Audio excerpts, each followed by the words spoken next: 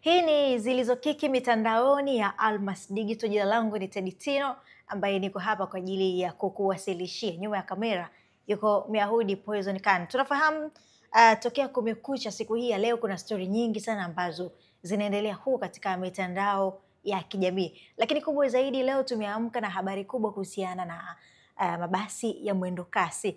Jana jioni kuna vurugu zilifanyika katika kituo cha mwendo kasi usalama kule Magomeni, yaliyofanyika tumeshuhudia, lakini asubuhi ya jana tulimuona pia mkuu wa mkoa wa Dar es Salaam Albert Chalamila akitembelea kituo cha mwendo kasi kule Kimara Mwisho, na alizungumza vitu vingi, lakini mojawapo ni alisema kwamba serikali imezungumza na wahusika wa basi ya Moffat ambayo yalipangiwa ruti ya Mbagala yatahamishiwa kwa muda katika ruti ya Kimara kwa ajili ya kupunguza adha ambayo imekuwa ni kubwa kwa watumiaji wa usafiri huo. Hata siku hii ya leo asubuhi tumeshuhudia mabasi mapya ya mwendo kasi ya kampuni ya Moffat leo hii yameanza kubeba abiria wa Mbezi Kimara ili kuondoa kero ambayo ilikuwa ikijitokeza katika barabara hiyo. Sasa mabasi hayo yameanza kazi asubuhi ya leo, ikiwa ni muda mchache tokea mkuu wa mkoa wa Dar es Salaam Albert Chalamila atangaze jana kwamba agizo la Waziri Mkuu Kassim Majaliwa, baadhi ya mabasi ya Moffat ambayo ni maalum kwa njia ya Mbagala yatahamishiwa katika njia ya Kimara ili kupunguza makali yale ya usumbufu wa usafiri huo. Stories zimekuwa ni nyingi sana katika mitandao ya kijamii na tumeshuhudia wananchi mbalimbali wakiitoa maoni yao mara baada ya magari hayo kuanza kazi siku hii ya leo. Wengine wanasema kwamba AC ni kali sana lakini pia wengine wanasema kwamba rangi vipi. Hizo ni baadhi tu ya komenti kutoka kwa wadau mbalimbali, lakini jambo kubwa na la msingi ni kwamba kwa kiasi chake adha ya usafiri imepunguzwa siku hii ya leo. Saa chache mara baada ya mabasi hayo kuanza kazi katika njia ya Kimara, tumeshuhudia Rais Samia akiwafuta kazi mabosi wawili wa mwendo kasi. Kwa hiyo shida hii ya mwendo kasi, malalamiko haya yameondoka na mabosi wawili wa mwendo kasi. Mtihani kweli kweli, ambako ni Rais wa Jamhuri ya Muungano wa Tanzania Daktari Samia Suluhu Hassani amemteua Saidi Habibu Tunda kuwa mtendaji wa wakala wa mabasi yaendayo haraka DART, pamoja na Pius Andrew Ngingo kuwa mkurugenzi wa kampuni ya mabasi yaendayo haraka UDART.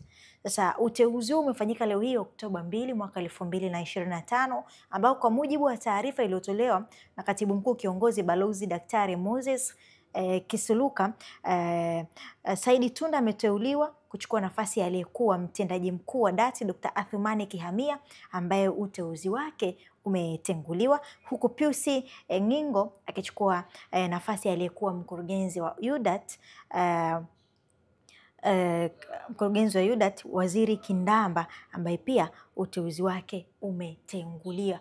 Hiyo ni story ambayo imegusa kurasa mbalimbali na peji mbalimbali katika mtandao wa Instagram pamoja na TikTok katika upande wa taarifa za kijamii.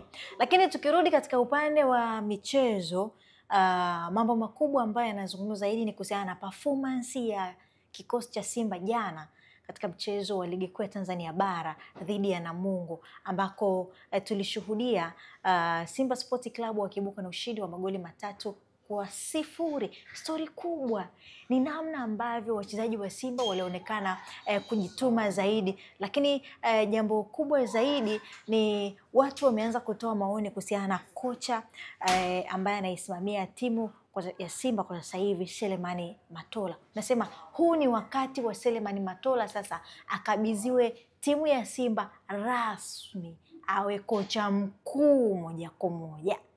Tunajiuliza, ni wakati sahihi wa Simba kumwachia Selemani Matola timu? Ana fit Simba zaidi na mhitaji Selemani Matola? Tunafahamu Selemani Matola amekuwa ni kocha msaidizi wa Simba kwa muda mrefu na amepokea makocha wengi wa kigeni ambao wamekuja Simba na kufanya vizuri. makocha wengi wakubwa ambao wamekuwa na CV kubwa katika timu mbalimbali barani Afrika. Amefanya nao kazi Simba Sport Club. Je, huu ni wakati sahihi kutokana na uzoefu ambao ameupata kwa zaidi ya misimu 7 akiwa kama kocha msaidizi wa Simba Sport Club. Lakini pia tuliona jana mara baada ya mchezo kocha mkuu wa klabu ya Namungo, huyu ni Juma Mgunda ama Pepu Mnene, alikuwa kocha wa zamani wa Simba Sport Club. Mashabiki walikuwa na muomba na kumuimba kwamba Mgunda, rudi nyumbani, rudi Msimbazi, mambo ni mazuri, tunakuhitaji huko. Pepu Mnene arudisha Msimbazi? Kwa mujibu wa mashabiki ambao jana walikuwa wanamuomba Juma Mgunda akubali kurudi Msimbazi. Hayo ni ya Simba, nadhani katika eneo la ujumbe hapo utatuandikia. Lakini tukihamia kwa Yanga, juzi mara baada ya kutoa sare na Mbeya City pale katika dimba la Sokoine jijini Mbeya katika mchezo wa ligi kuu ya Tanzania bara, stori kubwa imekuwa ni kuhusiana na hatima ya kocha mkuu wa klabu ya Yanga Romain Folz, wengi wakisema kwamba anapaswa kuondoka. Hakuna jipya ambalo anaweza kuliongeza sasa hivi kwa Young Africans. Baadhi ya wachambuzi, jana tulizungumza na Dominic Salamba, akasema akipata nafasi ya kumshauri kocha Folz basi atamwambia ajihuzuru, kwa sababu hakuna kipya, kwa sababu anaamini Folz alipaswa kutembea katika ramani ambayo iliachwa na wakina Nabi, wakina Gamondi, wakina na makocha wengine ambao wamepita, akiwemo kocha wa mwisho ambaye ametoka kuwapatia ubingwa wa ligi kuu ya Tanzania bara Miloud Hamdi. Naamini kwamba alipaswa kupita katika njia zile, kwa hiyo anapaswa kuondoka.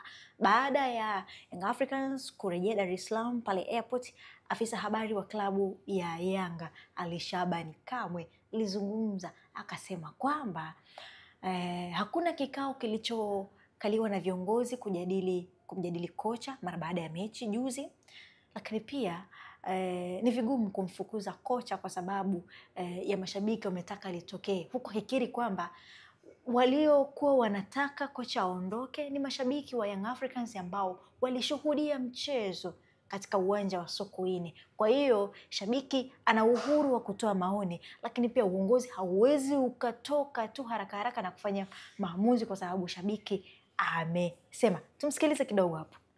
Ya kwanza, kuhusu vikao, ni uongo. Hakuna kikao chochote ambacho viongozi wameketi kumjadili kocha Romain Folz. Nilichozungumza jana pale Sokoine nitakirudia tena na hapa. Sisi kama viongozi ambao tumepewa dhamana ya kuiongoza klabu ya Young Africans, tulisikia kelele, tulisikia sauti, tulisikia nyimbo za mashabiki wa klabu yetu walizokuwa wanaimba pale Sokoine. Tulizisikia. Tusiongee hapa kana kwamba hatukuwa uwanjani, tulikuwa uwanjani. Mtazamaji umemtazama kwa uzuri kabisa na kumsikia Ali Shabani Kamwe, afisa habari wa klabu ya Young Africans. Naamini umemwelewa vizuri kabisa. Leo hii nimekuletea kwa uchache kabisa taarifa mbalimbali ambazo zimekiki mitandaoni. Kesho pia tutakuletea package nyingine. Endelea kufuatilia Almas Digital. Jina langu ni Teddy Tino, nyuma ya kamera alikuwa Myahudi Poison Khan.